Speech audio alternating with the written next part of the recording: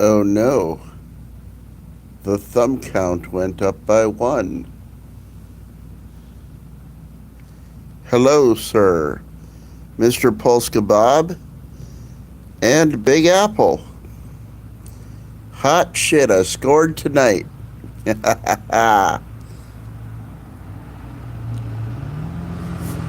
So, y'all gentlemen staying warm and cozy where you're at? I mean, I fucking hope so. Like, I'd hope you wouldn't be living in those cold ass places without some kind of insulated, climate controlled shelter.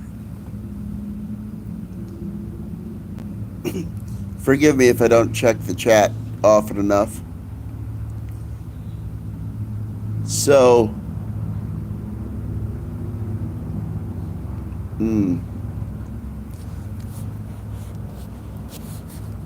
not a terrible amount going on.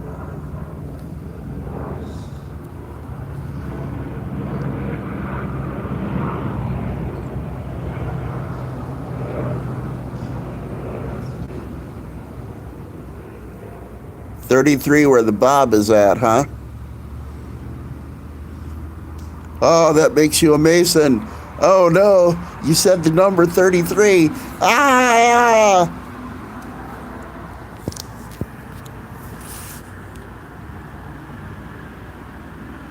But you can't hurt me because I'm a 37th degree Mason. Ha ha ha.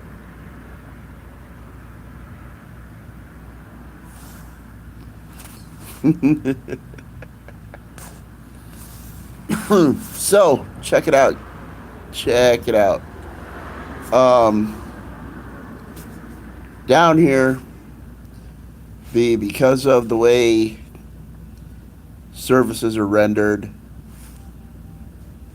I can't get into public housing. Can't even get on the list till I'm 55. Because single, white, Caucasian, English speaking male.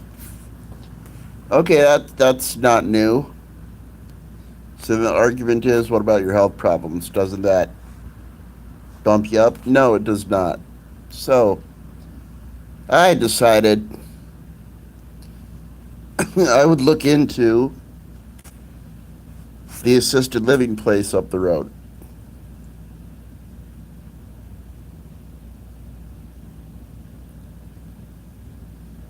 Well, Medicare and Medicaid may not even pay for it. And even if they do, oh, they don't take anybody under 55 either.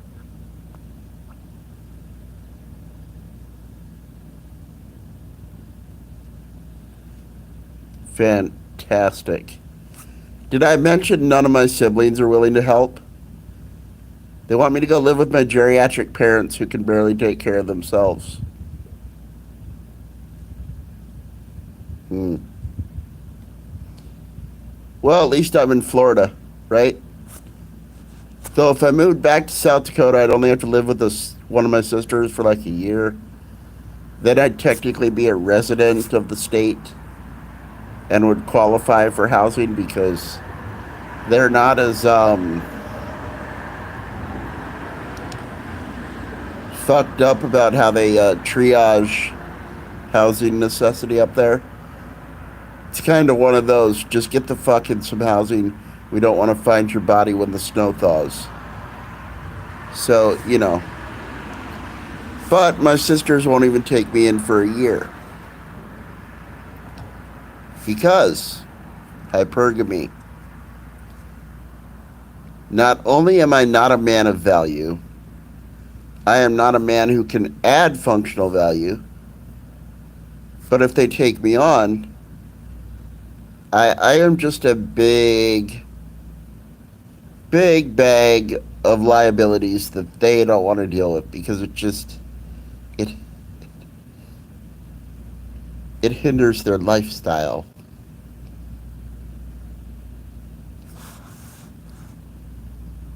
Tear, tear. Oh, those poor unfortunate women.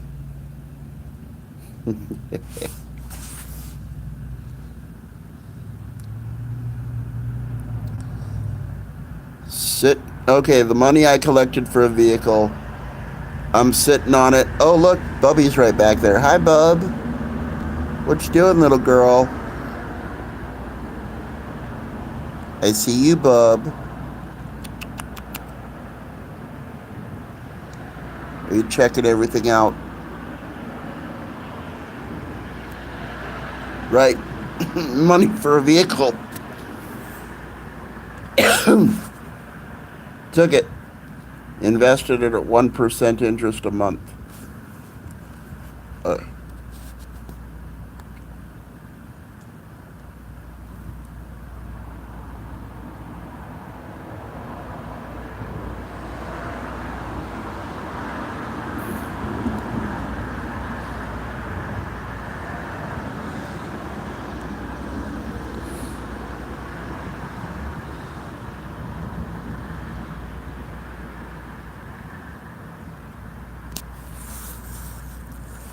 yeah, at this point, Bob, uh, Florida is better for me.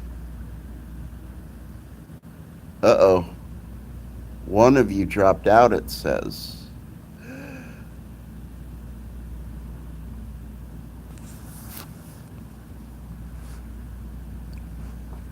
Well, as the man said, when you gotta go, you gotta go.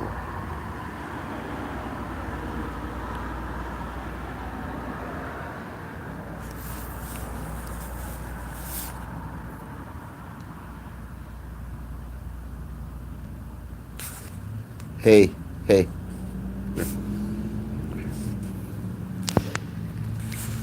You know how your mom is like a vacuum?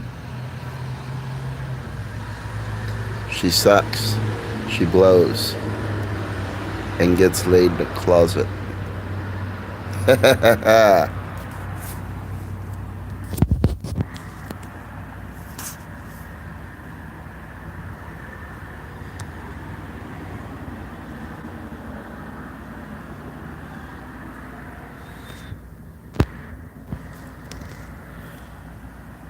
Yeah, your mama.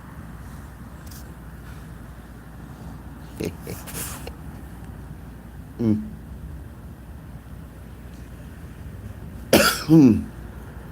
It's a little cooler out tonight than it was last night.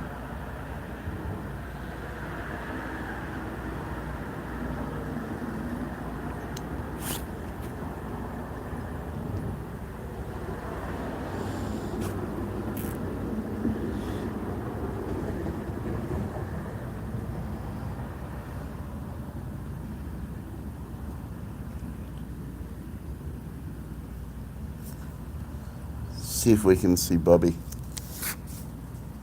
back here somewhere.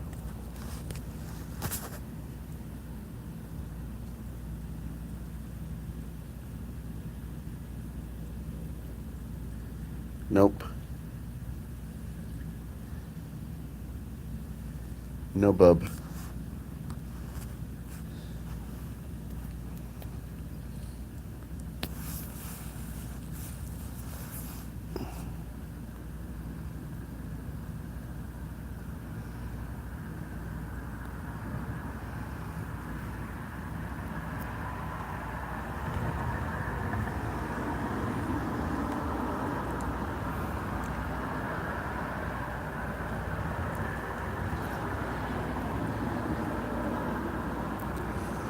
Hold on, trying to look at the chat.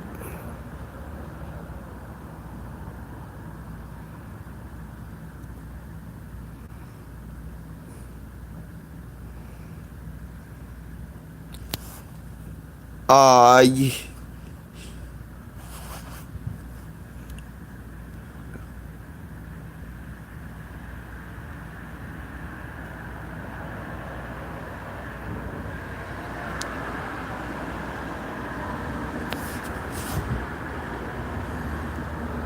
sued for credit card debt. That's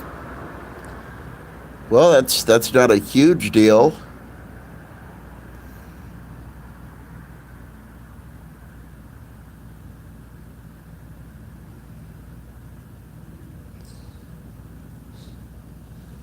I mean, un-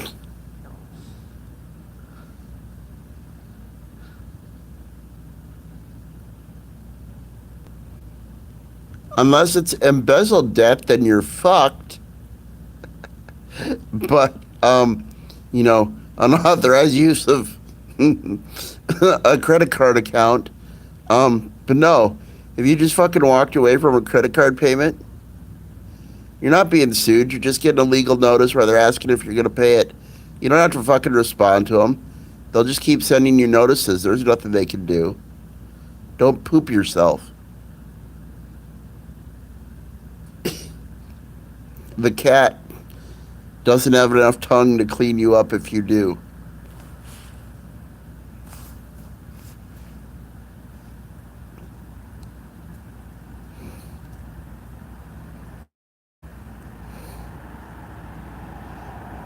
See, this is why banks charge exorbitant interest rates, especially on revolving credit,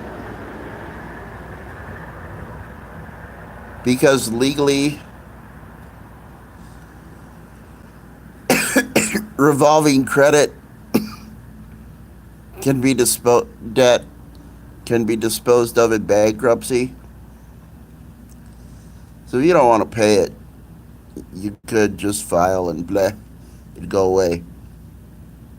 Now you can the next time you apply for a credit card, they can be like, yeah, sure, but you get like a $200 limit at a 30% interest rate annually. But see, and you thought interest rates were what do you call that? Extortion. No, interest rates are to pay for people who don't pay their debts. You silly bastards. Pay your fucking debts, then there wouldn't be interest rates. Ho ho. Or, continue reveling in the first world easement of the monetary system. And stop your fucking whining. Pay your taxes and accept your interest rates.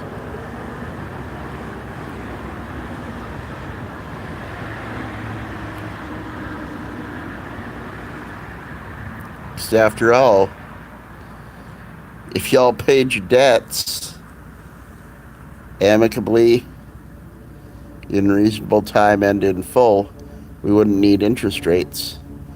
But, such is life. Let's go look for the cat again. Nope, don't see her anywhere. She was up here on my belly earlier, hanging out. She's been doing that more recently. Regardless of how cold it is out.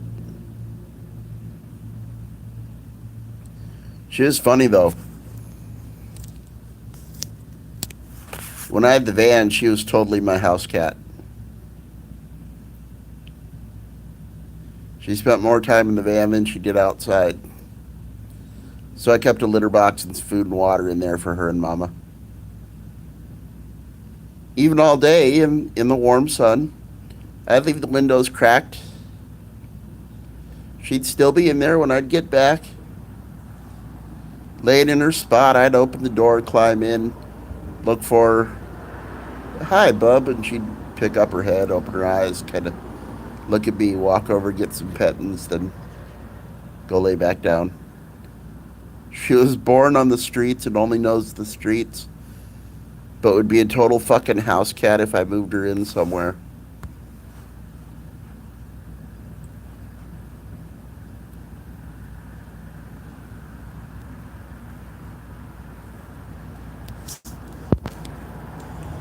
Hold on, I'm gonna try to catch up on the chat.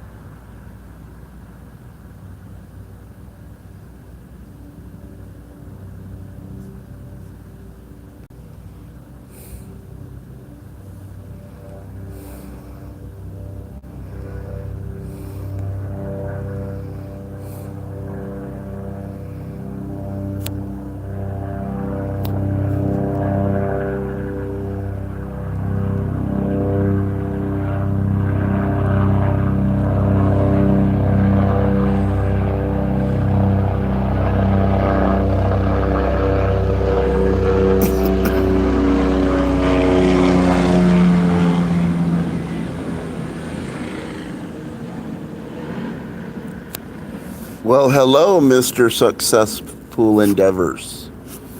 Good to see you, sir. Still got Bob and Big Apple in here. And a screen name I don't recognize. Poppy Llewellyn.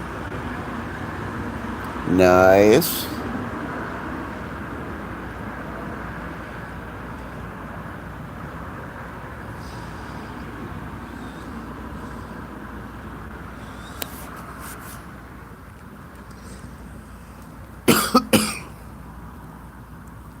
Oh. Welcome to an inane and pointless stream, one and all. As we hang out here at base camp,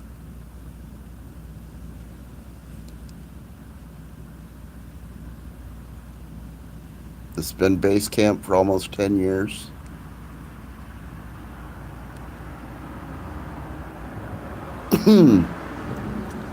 It works.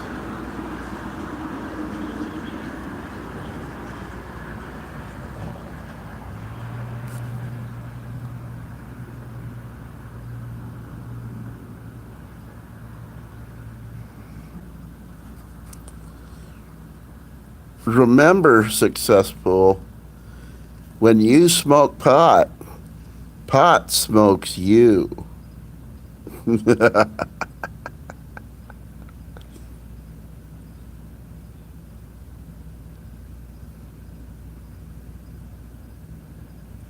or something like that. I remember the Just Say No ad campaigns telling me.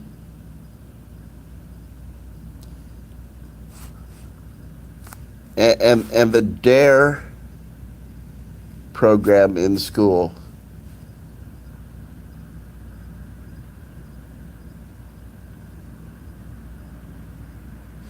You know, those DARE shirts were almost cool. They were a flat black t-shirt with either white or red DARE logo on them. Coincidentally, 5 years later, that's what you would get with the NWO. A black shirt with white logo or a black shirt with red logo. Should have kept my red and black DARE shirt from middle school. Would have been fun to alternate between it and the red and black NWO shirt. Just to fuck with people.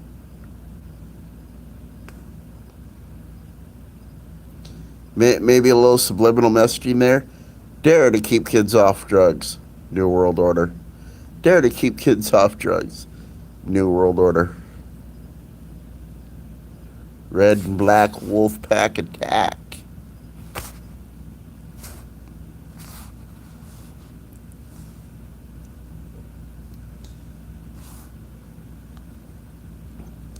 So, SCE. Since you just got here, I will repeat something I mentioned earlier. As it turns out, the local social programs are skewed a certain way.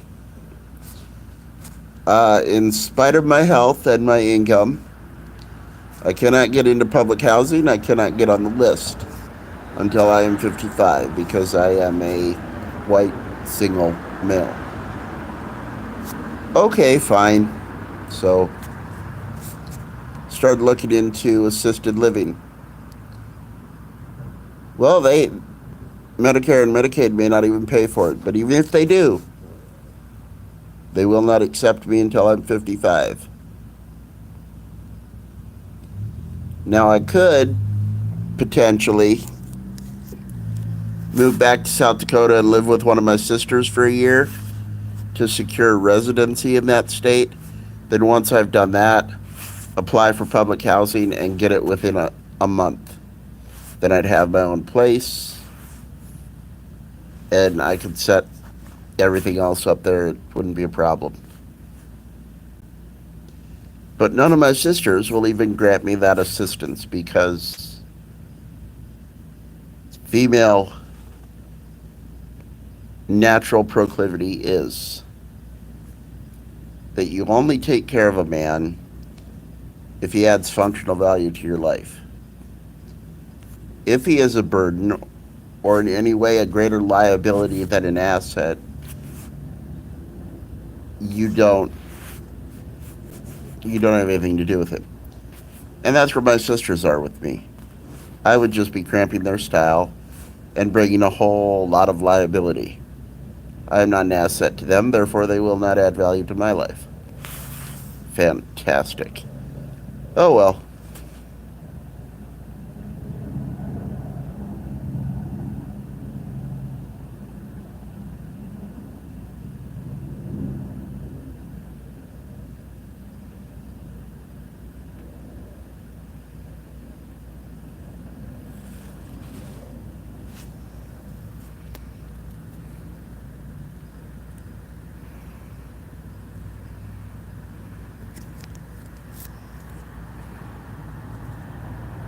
Let me check out the chat a second.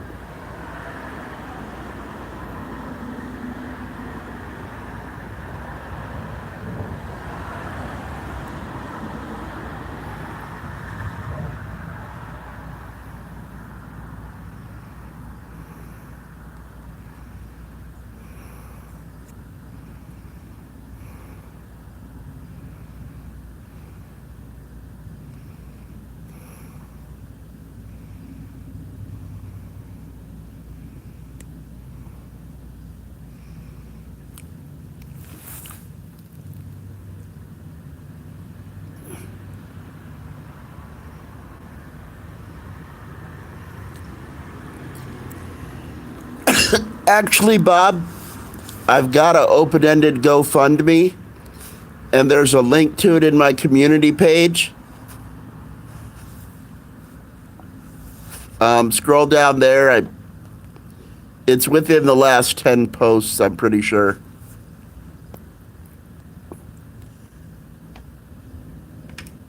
Hold on, I hear something. What are you doing, bub? Hey, Bubby Lou.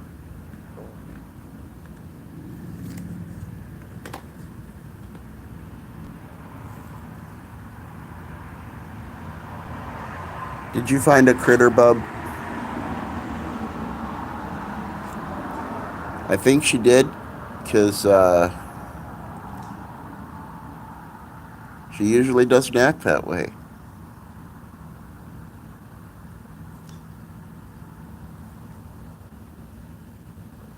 What you doing, bub? Yeah, well, she keeps me sane and keeps serotonin, or, the happy chemicals running. So, yeah, when life seems to suck, I come home, she climbs in my lap, and like, oh, it's okay. For a little bit.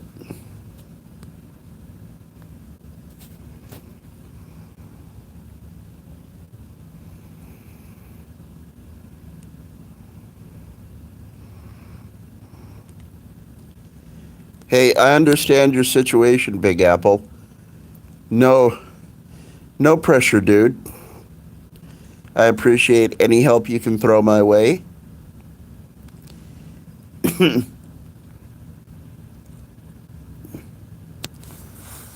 It's just too bad that,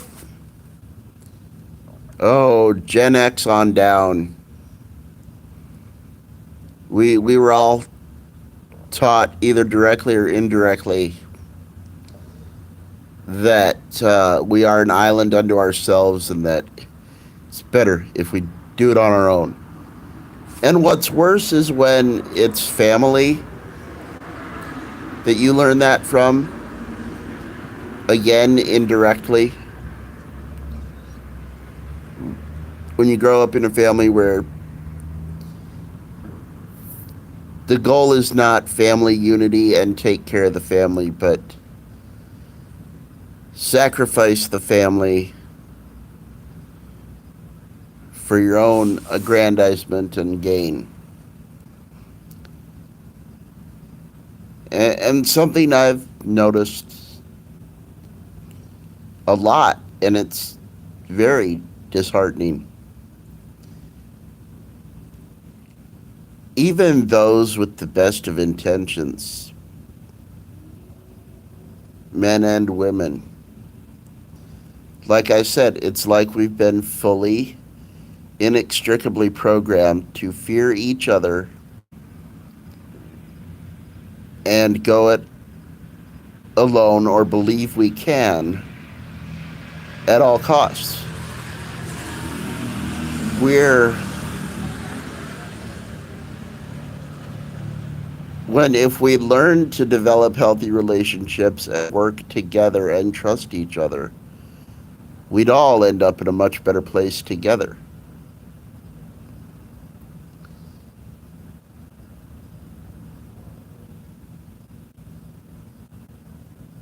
Don't get me wrong, I understand the reluctance to trust people because you can't control them. Any individual you let into your life is a wild card. They could pop off at any second.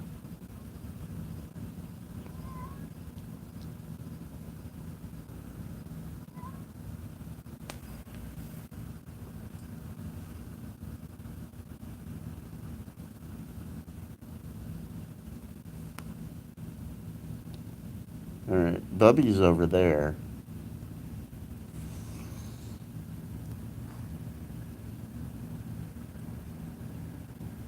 There's a tomcat over yonder making noise.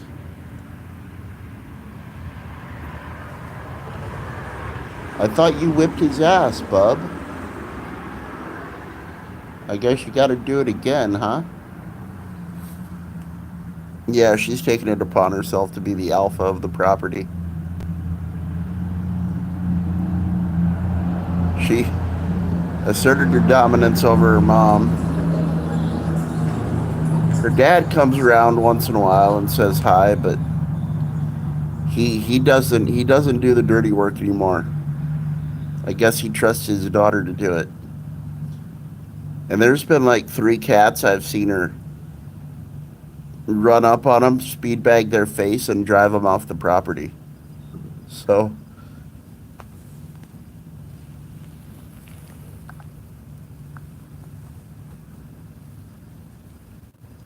ow, cramp.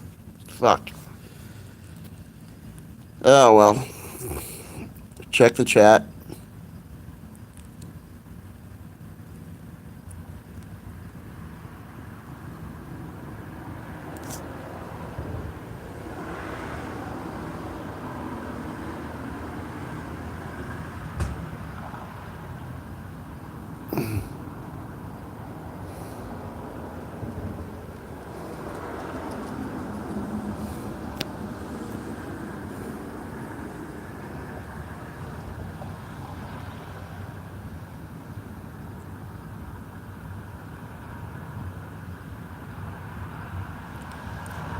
Absolutely successful. We are completely disposable.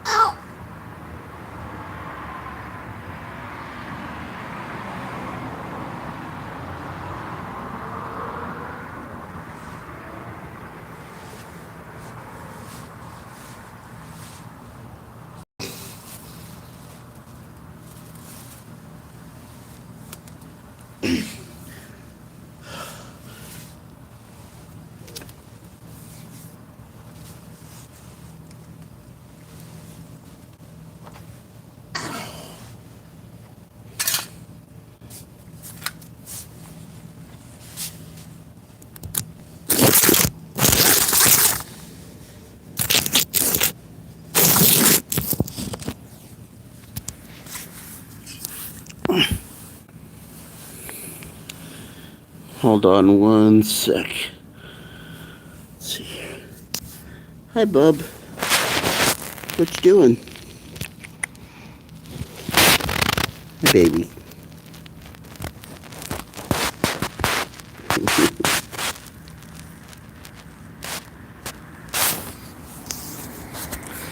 So sorry about that. Dropped the phone. All clear now. But yeah, there was a Ferengi on. I think it was Star Trek Enterprise. He said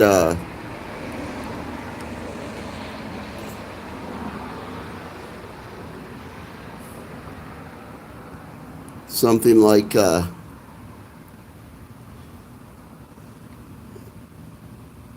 man's worth is equal to that of his assets. Not entirely wrong. In fact, I posted that as a video, no, like 2 years ago, Ferengi Red Pill. When I was a teenager, I didn't appreciate Quark on Deep Space Nine, but once I hit about 25 and started watching it again, it's like, holy shit, Quark is awesome.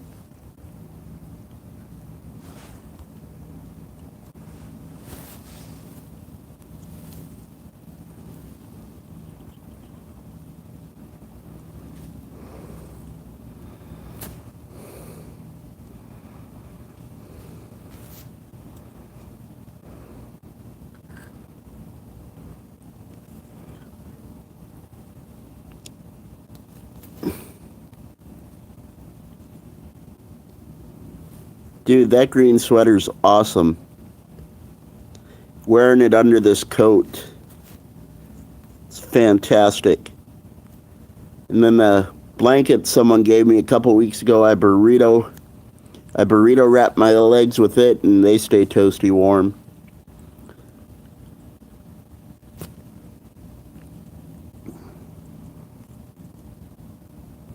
Oh, yeah, SE, I'm fine. Just had a cramp, dropped the phone, took a minute to get up. I am not the spry whippersnapper I once was.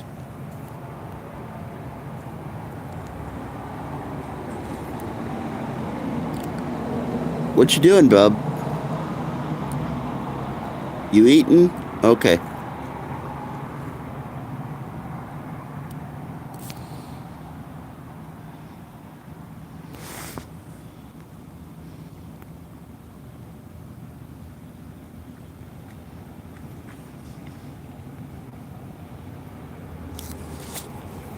So, one of the guys I've known for a few years has always talked about where he lives. Has a house, couple bedroom, couple bathroom, works at the grocery store. Now, he's always been a little bit shifty. I didn't think nothing of it. I just figured, yeah, I appreciate the idea of, not being entirely forthcoming with information. Sometimes you need to keep things protected. So I didn't think nothing of it. But then some of his behavior started to become fishy. Like the fact that he's been working at the Publix for like 10 years. But no coworker. He has not developed friendships with any of his coworkers. He doesn't hang out with any coworkers outside of work. No coworkers know where he lives, even though coworkers have taken him home before. So one night when the van was running, back then, I gave him a ride. He asked me to drop him off like a mile from his place. So it started to get weird. Like, why does he not want anyone to know where he lives? I mean, that's his prerogative, but still, it got kind of weird.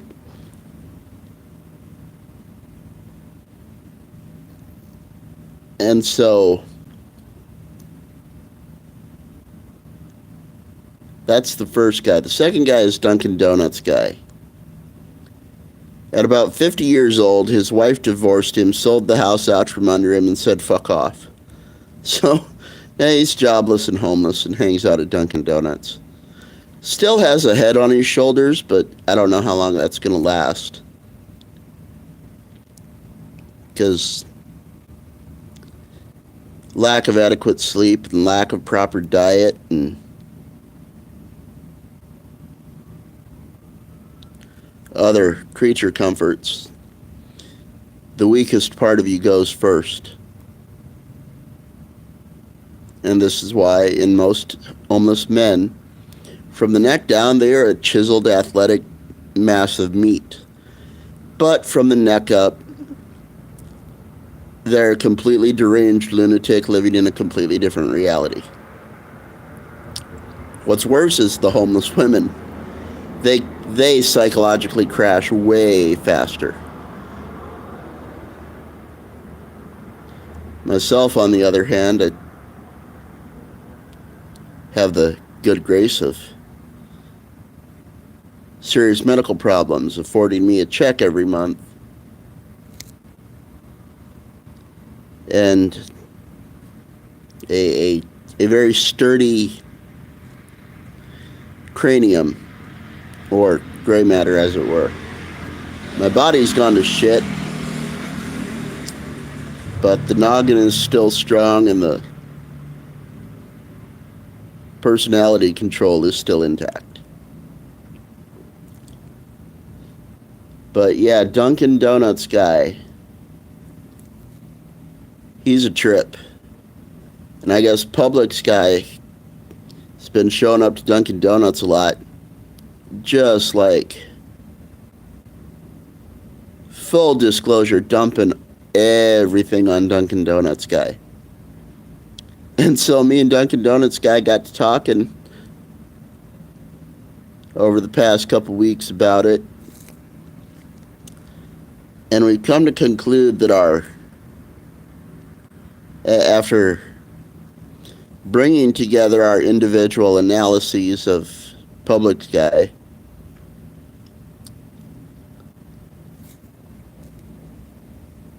he never left home.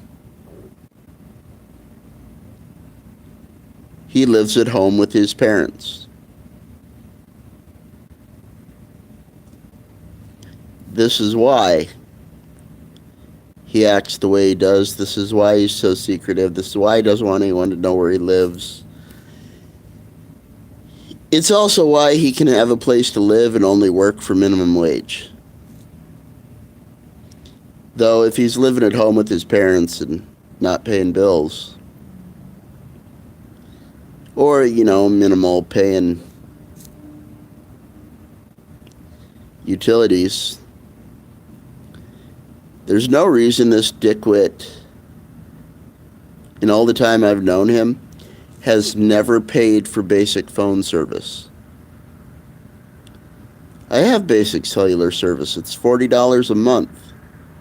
Well, $38.03 to be exact. Unlimited talk, text, and data. That's affordable. Hell, there are plans cheaper than that. Shut up, I don't care. I'll find them if I want them. But I've been with this plan for so long, it's like, nah. Point being, though, and all the time I've known this guy, he destroys a smartphone in like 6 months, just beats the shit out of it. Never pays for a phone plan, always has the free Wi-Fi plan, so every time he gets a phone, he gets a new phone number.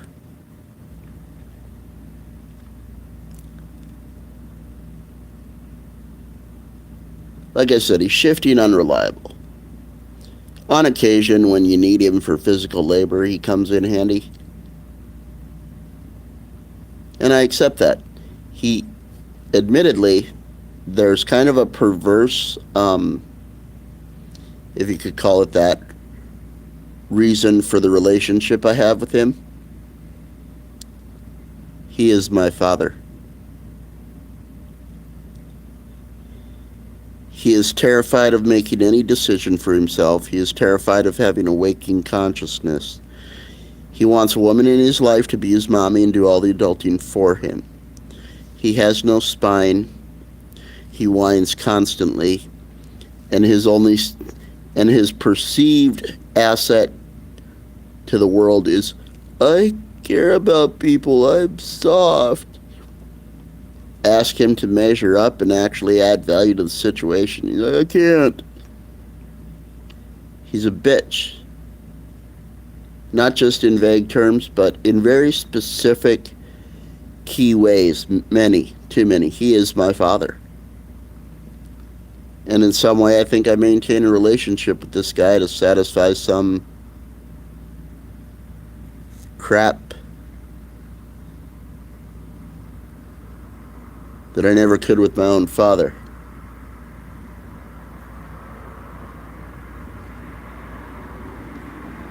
But hey, what are friends for, right?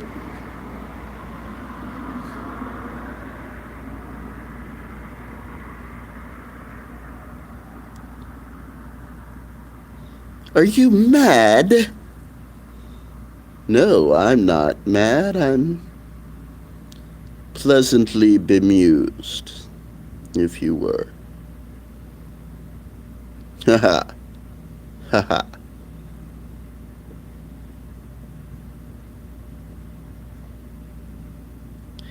The patients will be showing up here at about 5 o'clock. The staff will show up at about 4:15.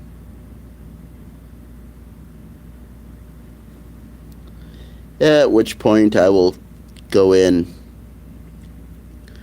nuke myself a cup of coffee, hang out, charge up the phone a little bit, and then catch the 6:30 out of here. Just because. Just to get off the property. Then I gotta go meet somebody.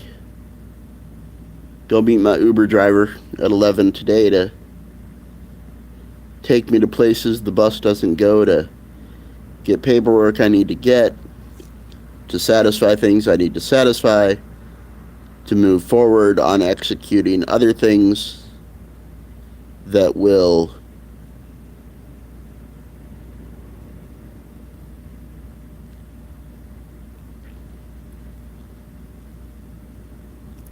rectify situations so that they do not need to be thought about again.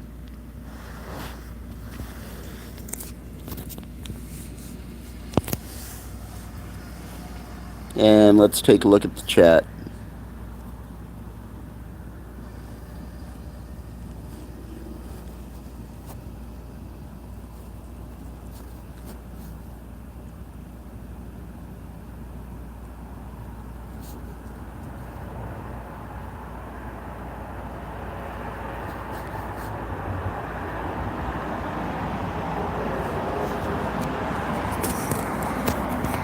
Well, Bob, I don't know which GoFundMe you're looking at.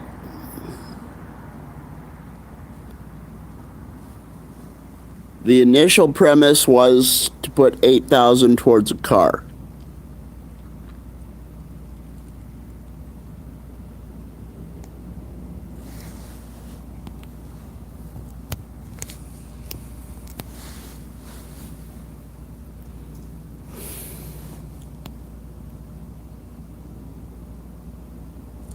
But as per inflation and a bunch of other shit going on currently, if I want the car to run, I'm going to need at least twice that, so 8,000 is a starting point. As I described earlier to someone, all money is being invested in a 1% monthly return until said amount is there for me to purchase a vehicle, a reasonable, reliable vehicle.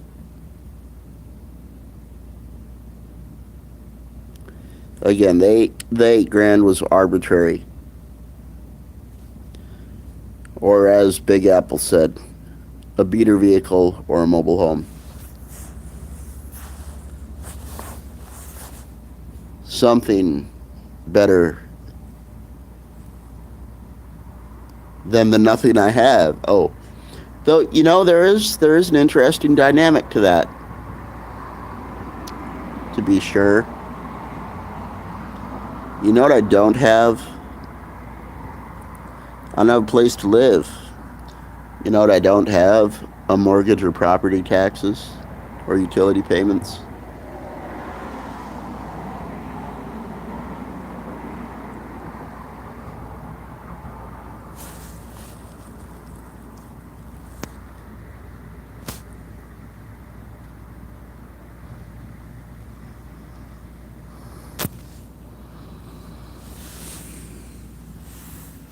Thanks, Bob.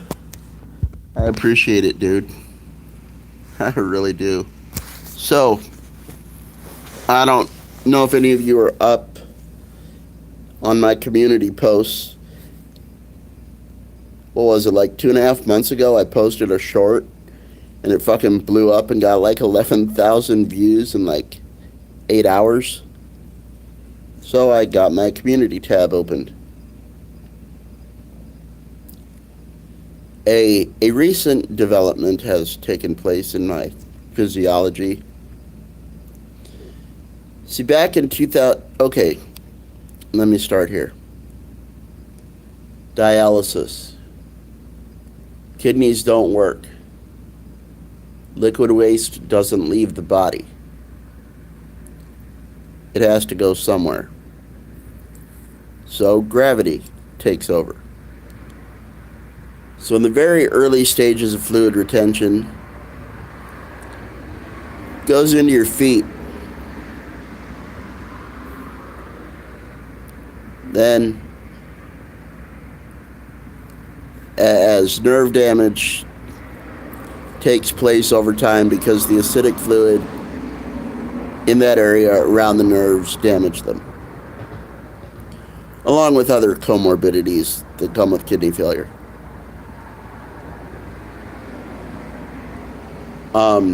And no, I'm not diabetic, never have been.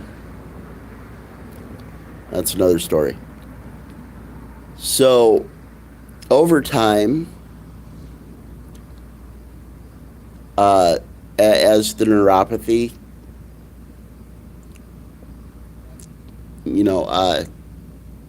builds,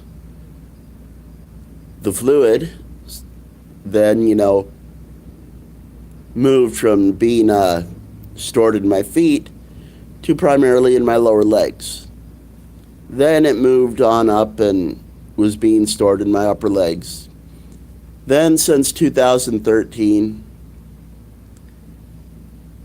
I've had mobility issues because the excess fluid in my body was being stored around my pelvis and lower back, creating pressure in that area, causing an inability to stand upright. Well, recently, I've noticed the pressure and mobility restriction in that area of my body is gone. Gone. Bye-bye. Well, that's fantastic. Yes, it is. I no longer retain fluid around my pelvis and hips and lower back. It can now proceed to heal. So I've gotten back on a regimen of amino acids. However, what this also means is the fluid is being retained somewhere else.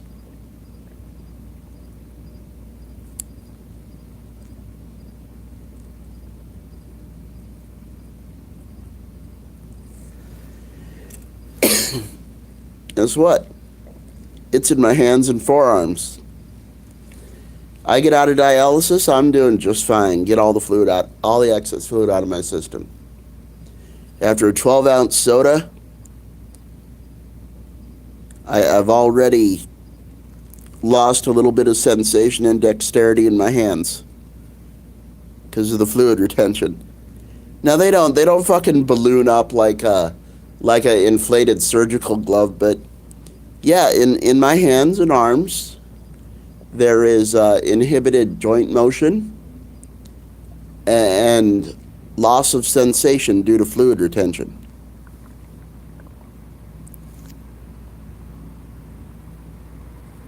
And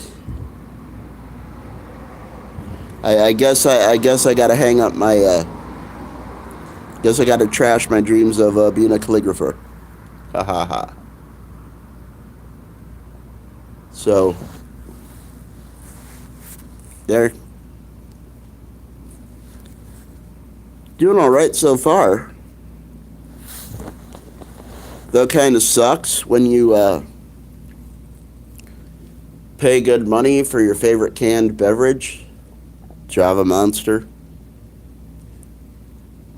You've drank maybe 2 ounces, you pick it up to take another drink, and it just slides right through your fucking hand. Splat. And half of it empties out before you can even pick it up because your fingers don't have enough sensation in them to know when they're grabbing tight enough.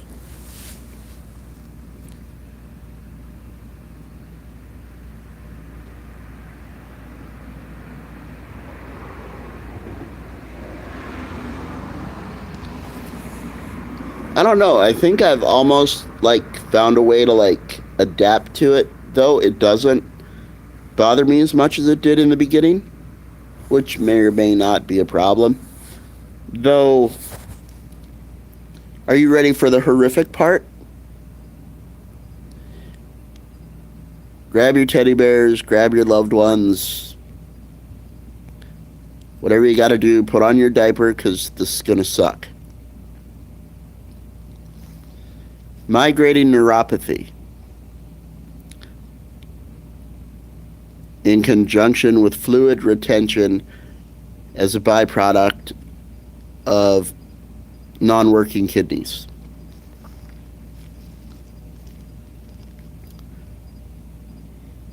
If it continues its path,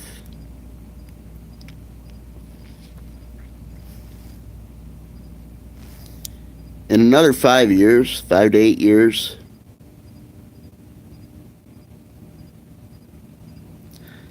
that fluid's going to go somewhere else.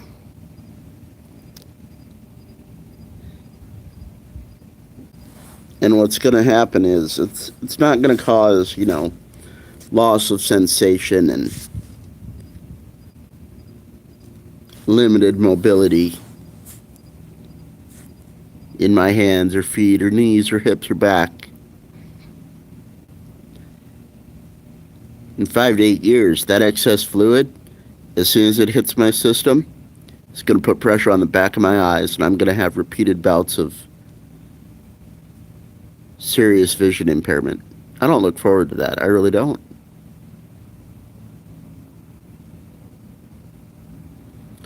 But you can't even get on the transplant list if you don't have a place to live, and you can't get a place to live if neither government nor family, who's supposed to take care of that, won't. At this point, I'm not even sure the fight's worth it. I'm just looking for the most efficient, effective, irreversible, and painless way to execute Order 66.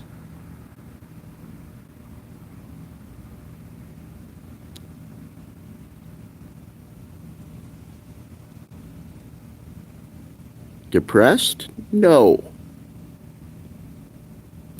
Optimistic? Probably not. Realistic? Sure. And don't get me wrong, I try to be upbeat every day. I go to the fucking Cuban place to get a coffee, and in spite of what experience has taught me, I go in there with the positive thought that, hey, things are going to go well. She's going to understand what I'm saying, and it's going to go really, really smooth. It never does, but I keep a good mind about it.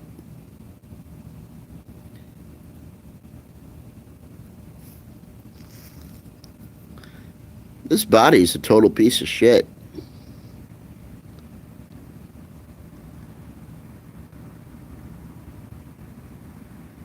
And the gatekeepers won't give me access to what I need to fix it.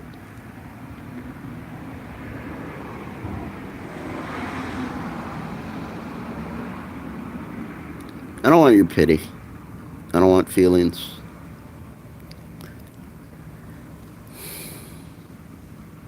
I've probably said too much.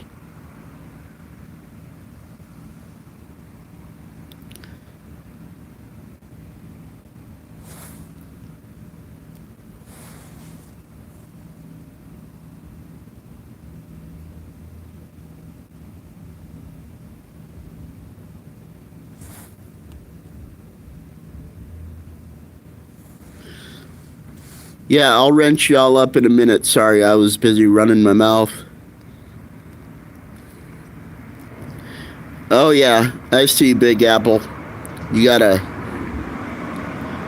Having trouble with the charging port, huh? Yeah, this phone does that sometimes too. In fact, hold on. Oh yeah, I'm at a strong 37. I'll be good. Oh, let me go in here see if I can add some wrenchy gimmicks. Wrenchy McWrenchenstein.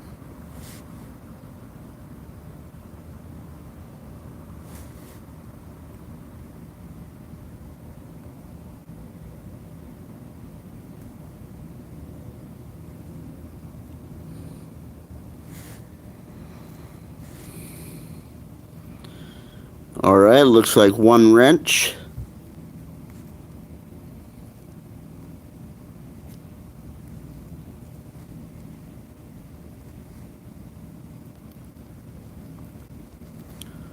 Two wrench.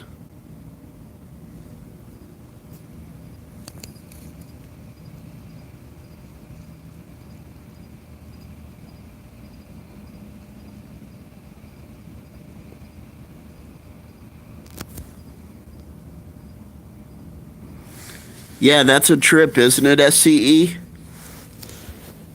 You got that fucking grift running where those assholes actually, like, own the rights to the color pink. Or think they do anyway. But men and prostate cancer, fuck that shit.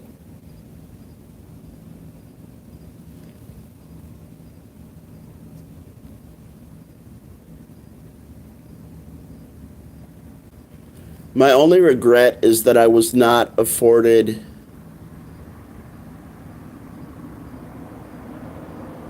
let me say this delicately, the proper opportunities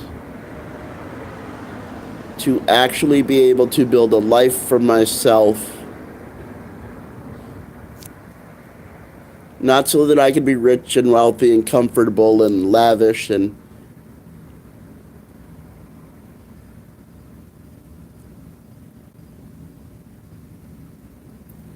I just wanted the average health of the average American and a simple job is like what would now be a $60,000 a year accountant. I don't want much. I was never going to go get a wife or kids either. I was just going to take care of my brothers and sisters. No, I never wanted much.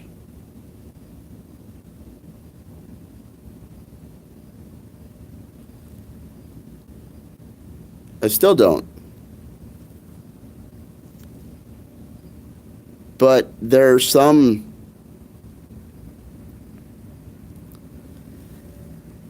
times when the fight expected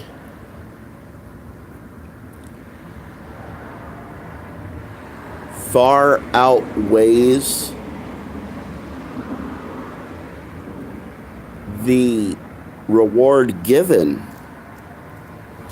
Like, I've found too that women especially, but there are a shit fuck ton of men that do it too. And that's fucking disgusting. I'm trying to break the guys I know of doing this shit. But like, there's a little old lady that'll show up here about 4:30 this morning via the transport bus. And she has asked me a couple times over the last year, "Did you sleep there all night?" "Yes, I did." "Well, don't you have anywhere to go?" "No." "Well, can't you go to the shelter?" "No, I can't. They don't allow men in the shelters." So then she's silent for a minute or two, and then she goes, "Well, you know, I knew a lady one time that was homeless, and she got in the shelter right away, and they helped her get housing." To which you respectfully tell the 80-year-old woman, senile as she may be, that that's because she's a woman. I'm a man. I don't get the same treatment. And this is why you can never take advice from a woman, even on something as simple as how to bake a cake. Because their fantastic ideas on how you should proceed is you need to proceed as if you were a woman. Case in point, something I'd like to elaborate on. A woman's capacity for faith. Now, here's what I mean. It is the biological proclivity of every male, grown female, and children to take heed when a woman, especially one of fertility age, is out of place. You have to protect the fertile ones, or there is no human species. So it is embedded in our DNA. So a 19, 20, 25-year-old girl, or, even younger, right? You see an 8-year-old little girl, you're like, what the fuck's going on? You're compelled to intervene because they're children. So a woman can sit in a McDonald's with a sour look on her face. Older women will ask her what's wrong and see what they can do to extract resources from their husband to give to this young lady. Men, young and old, will wander over to her and inquire, what's wrong, can I fix it?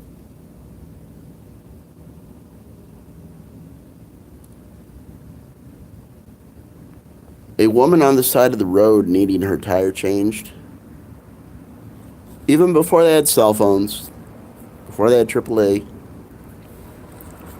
no problem. Man would stop in a half-hour flat.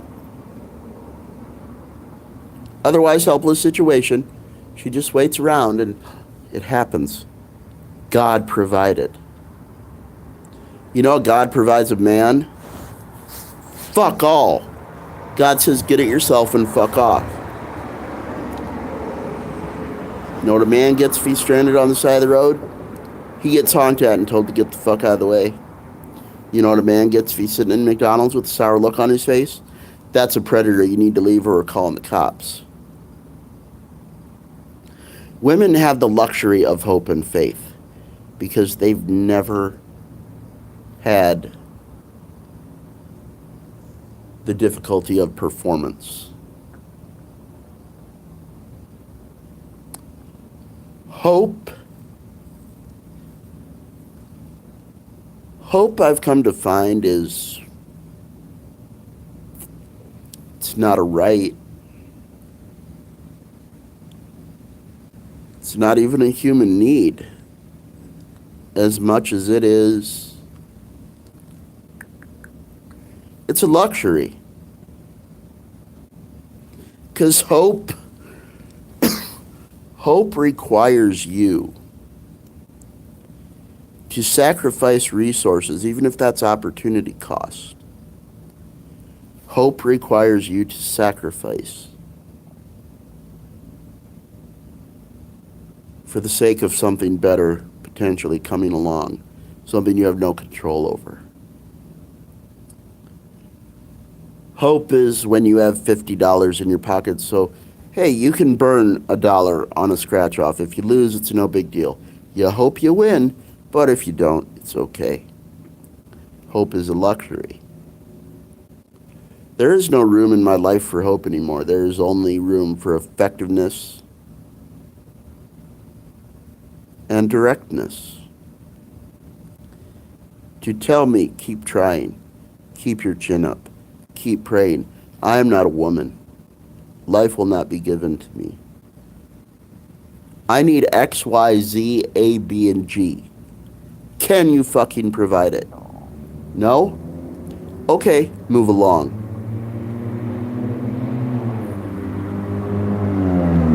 Because, as I told Dunkin' Donuts guy when he questioned my more rigid perspective on life, I looked him firmly in the eye and said, sometimes life makes decisions for you. And now I will proceed to check on the chat.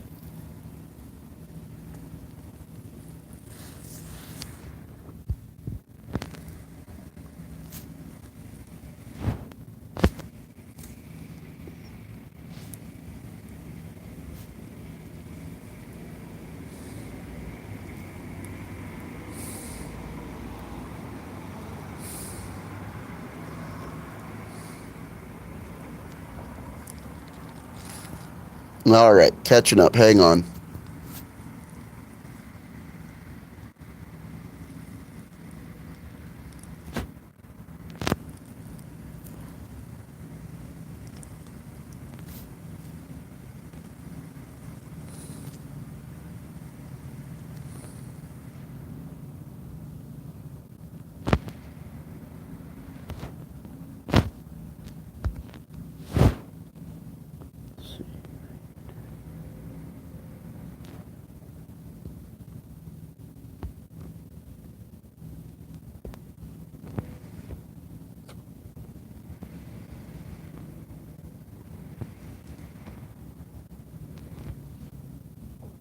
Getting to work on the wrenches, guys. Hang on.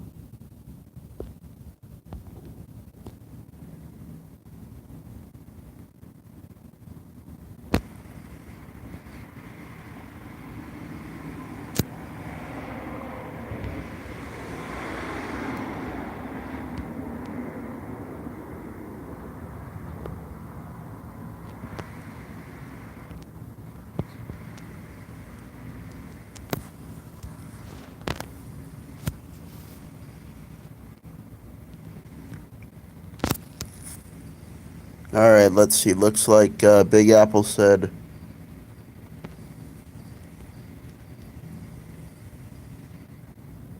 I am not an XX bean. I get different rules than you. Nice.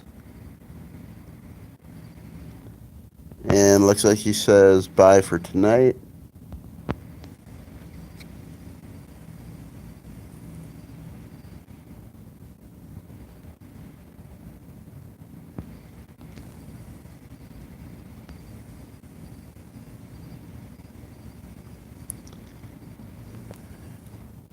Successful Endeavors asks, roughly, Tampa.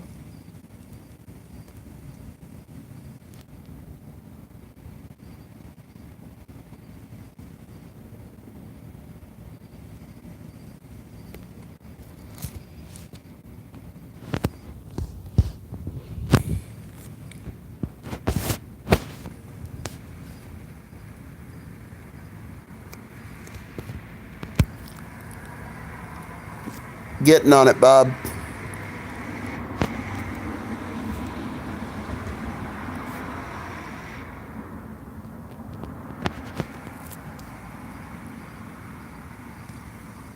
All right, SCE should have his wrench.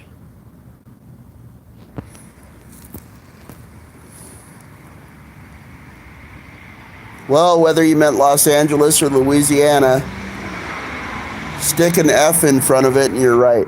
FLA, as in Florida. You know where we have that that governor that likes knocking heads.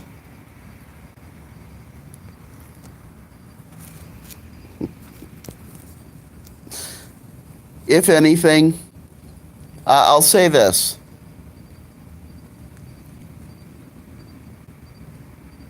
I have no power whatsoever over anything that goes on in politics, the political sphere, or any of the information that's put out there.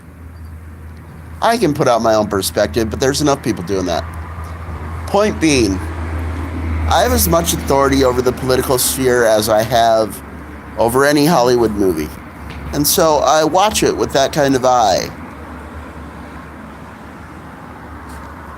It's just an on-running shit show of entertainment. I thought it was fucking hilarious. Gave me a bit of a chub when Ron DeSantis, our governor, back years ago, was gloating about all the fucking money we saved because we didn't lock down, and all the money we made because we didn't lock down, right? Because not only did our commerce keep going full tilt, like I think maybe we shut down by like 20% statewide, but then all the fucking people that were on like prison level lockdown in other states started coming here, right? And so we got all this tourism during lockdown, right? So we had just like fucking boatloads of money coming into Florida, right? And DeSantis was like, because of this, we've made ourselves the wealthiest state in the nation currently. And I was thinking we should buy a couple nuclear subs to patrol the coast of Florida. No, not part of the federal military. No, just state-owned subs that the federal government has no say over. And then the way he's been putting the heat on Disney. Because check this out. Because of I forget what they call it. But every city has it. It's a deed deeming the land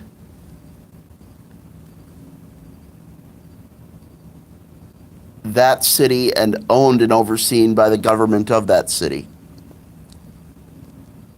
Well, see, Disney World over in Orlando,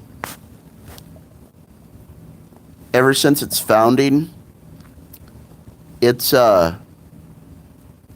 legal deeds, if you will,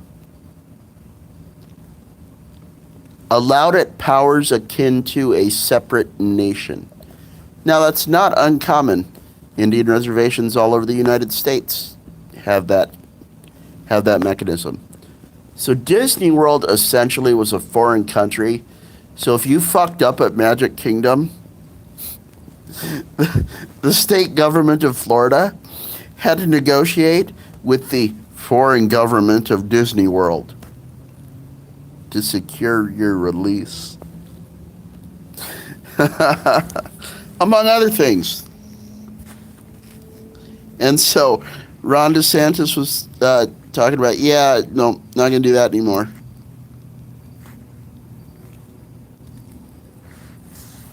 All right, let's check the chat.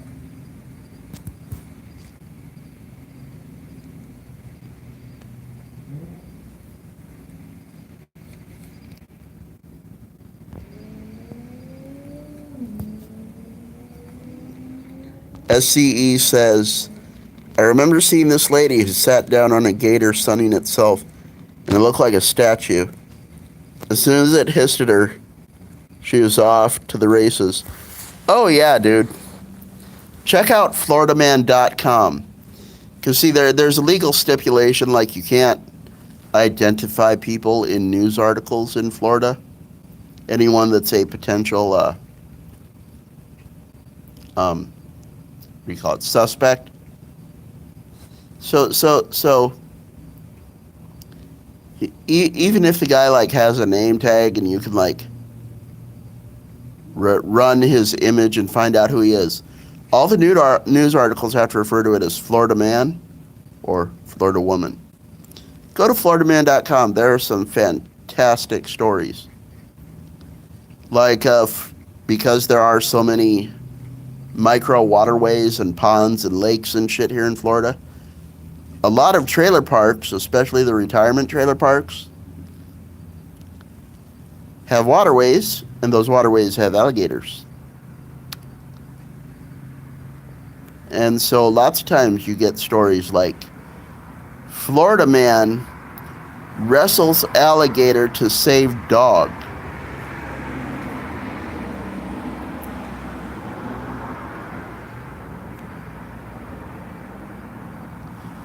Yeah, you thought the website people of Walmart was crazy? People at Walmart got its start in Florida, motherfucker.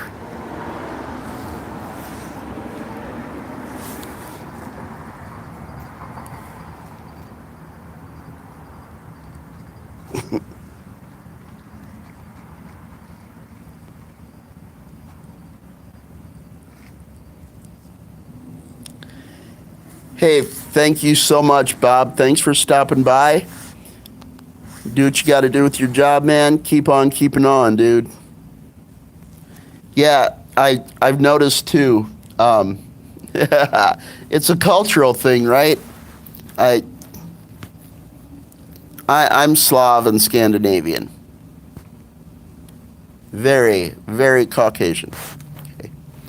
I grew up in the state of South Dakota, just west of Minnesota. There are no minorities there. Maybe, 1% of 1% of the population is minorities, and they're all cloistered in the border cities of Sioux Falls and Rapid City. Anyway, being in Florida with all these different cultures, I find there is a proclivity for basketball Americans to refer to Caucasians as crazy. A white boy's crazy. Fuck is he doing that for? Right? And of course, it's usually shit like Florida Man, right? He's riding down the highway with his autopilot on, hanging out the sunroof, or the white guy wrestled the alligator to save his dog, or the white guy decided to skateboard after putting a model rocket under his skateboard for more propulsion, right? Retarded shit. But when they make that argument that you white boys are crazy, I say, you're goddamn right we are, and this is a byproduct of what we did over the last 10 centuries. See, because the crazy white boys that skateboard and blow shit up and wrestle alligators and stick their head in a lion's mouth and pick a fist fight with a grizzly bear, and the crazy white boys are the ones that hundreds, if not thousands of years ago walked out on the beach, looked out at that vast ocean, had no way of knowing what the fuck was out there, just had some rickety wooden boats. They looked at each other and said, hey, you want to go see what the fuck's out there? Dude, we could die. I know. You want to do it? Fuck yeah. Dude, there's people on that island. You think they're hostile? So what? We can take them. Dude, crazy white boys civilized the known world. All right? So, I mean, I know that, like, you basketball Americans, you all hung out on your continent and you didn't even domesticate the bovine, the hooved plant eaters, for Christ's sake. Yeah, okay, I get it. Y'all didn't have ambition. But remember that. When you see a crazy white boy doing a crazy white thing in this day and age, understand his ancestors civilized the known world and created global commerce. Because you know why? We're insane and we don't give a fuck.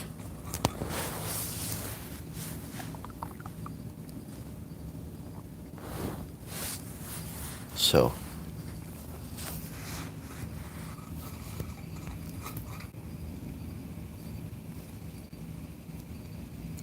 definitely I see gators, sinkholes, and insane people. We have a fantastic mix here. In Tampa here we have Muslims, we have Jews, both ethnically and religiously. We have Arabs, Muslim and non-Muslim. We have about a dozen different kinds of Hispanic, and they all fucking hate each other.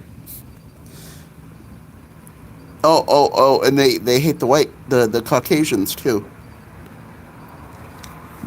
It's funny though, because even in this stew of a city, I wouldn't call it a melting pot. It's a bunch of separate parts hanging out together. There are certain cultures that the rest don't fuck with. Like the Cubans will fuck with a white person all day long, but the black guy is their friend. Oh, we have Sikhs and Hindus and Chinese, Japanese, East Indian here.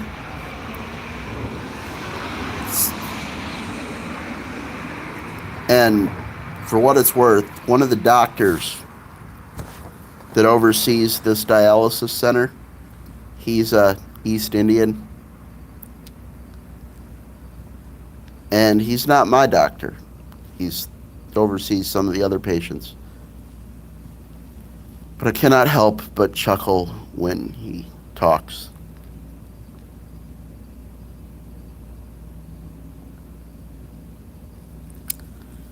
No, yeah, we all in this area here, they have self-segregated to the best of their abilities. I mean, if you go back in my video history, I have a video about white Walmart and how white Walmart has distinct differences from Hispanic Walmart. I mean,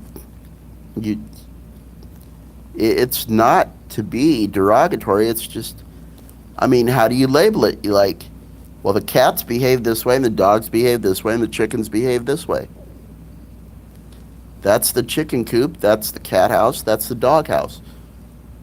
That's derogatory. Well, how do you want me to name it?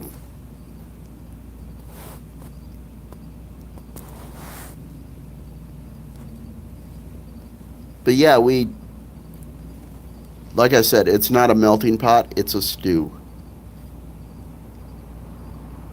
A stew. Though there is a fun joke, kind of tongue-in-cheek, that I like to use in this area. Because the southern tip of Tampa is MacDill Air Force Base. MacDill Air Force Base is the head of SOCOM and CENTCOM.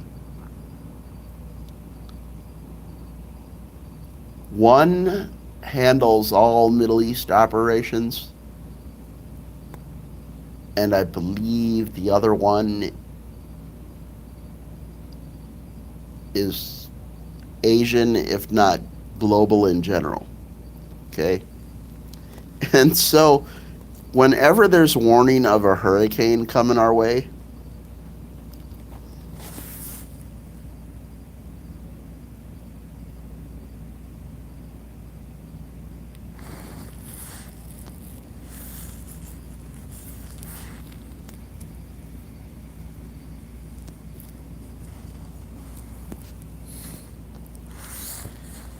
oh, yeah, dude, shit's getting out of control.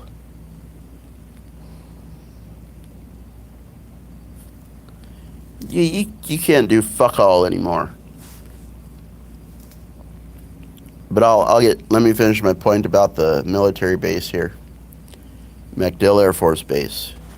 Very, very,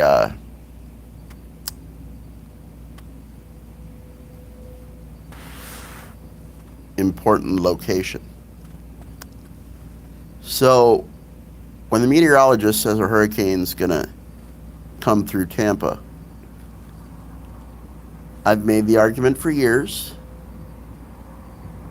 that it's barely gonna touch us if it touches us at all. Because MacDill is a very important military base, and because of that, they have access to HARP to augment the weather to keep the hurricane from doing too much damage. And you know what? been down here since 2008. Started saying that goofy shit since about 2010.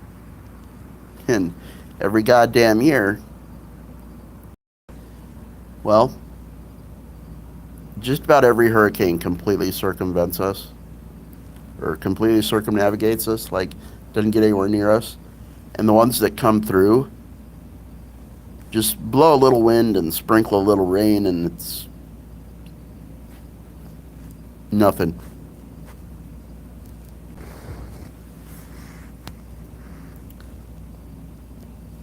Maybe I'm joking. Maybe I'm onto something. Who can know? Let's see. Commentary.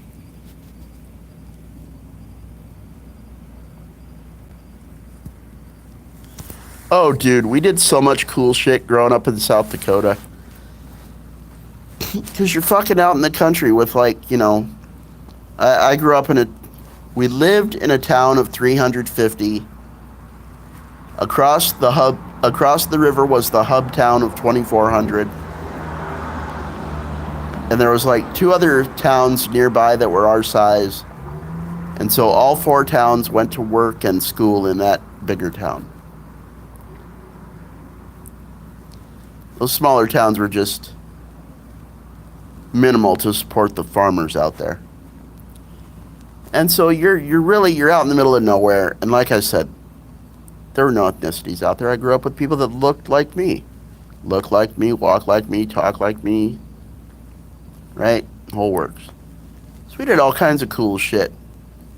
When you got old enough and got your first job, you bought yourself a small boat. Why? If you could drag that thing down to the river that was like a half mile away, you could go down like the river like 2 miles and get into a cutaway where like part of the hillside was cut out. Dude, you could go you could take your boat full of goodies and hang out back in there with your friends or your girlfriend. What happens at the river stays at the river. Shit, we used to, there was a lady across the street that had a trampoline, so we'd go over and ask if we could jump on it. No problem, right? We were like 8 to 10 years old. She also had apple trees in her yard. She never picked the apples, so most of the time they'd just fall off the tree. So we'd take turns. One person would jump on the trampoline. The others would throw apples at them. And you'd try to do the most elaborate dodges and flips and duck and right. And so once you got hit 3 times, you rotated out. Then, of course, we had BB guns, which are more fun than paintball.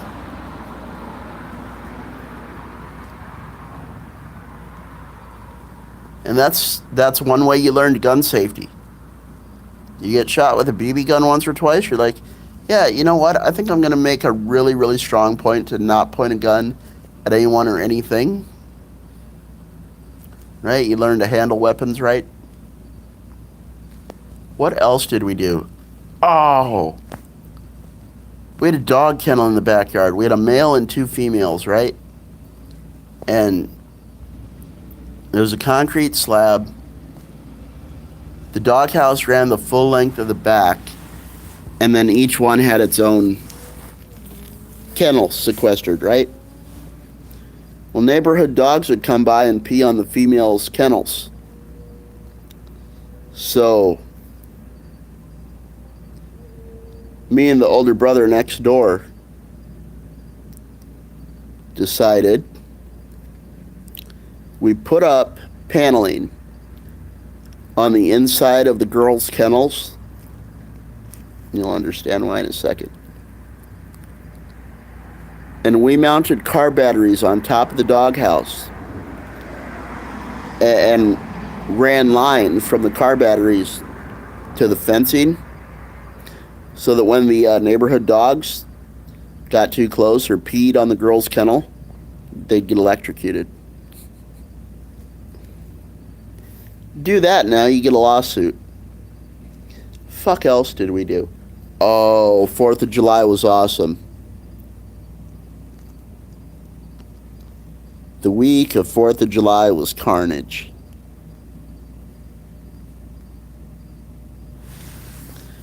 Do you remember smoke bombs? Pretty fucking mundane and boring, right? Fucking smoke bombs. Unless it's July in South Dakota and the main highway goes by the north side of town. The highway that a lot of people in your town use to go across the river to the other town. It gets upwards of 100 degrees in July in South Dakota. Therefore, people drive with their windows down. So what do you do when you're 12 years old?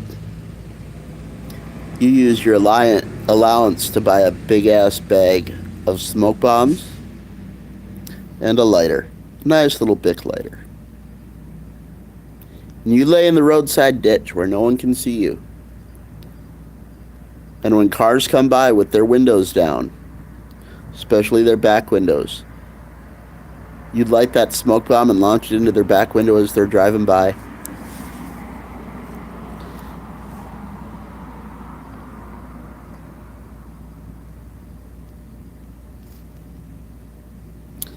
Of course, then there was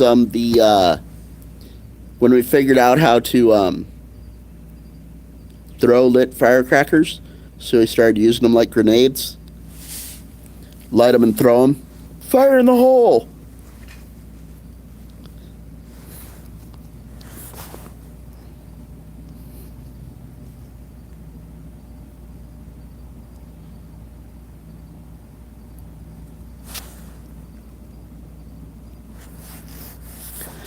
Then in the winter, there was a rite of passage, okay, wherein, your older brother, it's like, it was his turn to shovel the walk, right? Well, he'd come to you and he'd be like, come on, you got to do it. You're old enough. You're old enough. And he's like, I don't want to. He's like, you'll be fine. Go shovel the walk. So, right, you're young and you're like trying to put on your snowsuit. And he's like, you ain't got time for your snowsuit. Just put on your boots and this jacket and go do it. And he pushes you out the door and shuts the door behind you. Won't let you in the house, right? So you're freezing your ass off. What you find out, though, is when you get your heart racing, get that cardio going, moving that snow, you warm right up. And from that point on, you have your mother screaming at you, put on your snowsuit if you're going to shovel the walk. And you're like, no, I'll be fine. It'll be fine.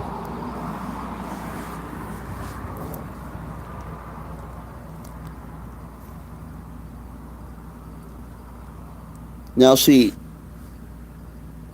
I was born in 81. So my older brother and his friends, they were 5 and 6 and 7 years older than me, were into shit like Dukes of Hazzard, right? And I remember that while that show was on,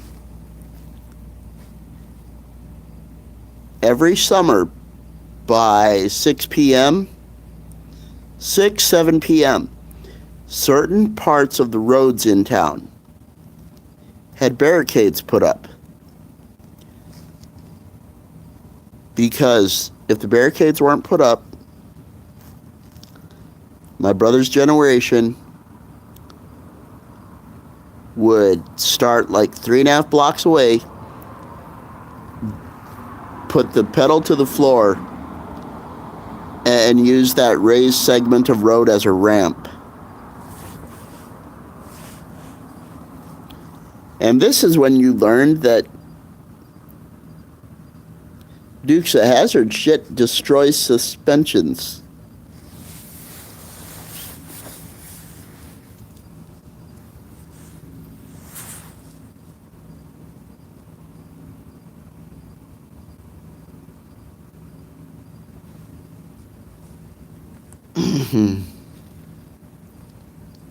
Well, thank you for stopping by, sir. I'm happy to have wrenched you. Um, hey, Bubby, what'd you find? Find a lizard? Phone's getting down there. It's at 15%. I have no more riveting conversation to provide. Again, thank you for stopping by. Thanks for listening. And keep your stick on the ice.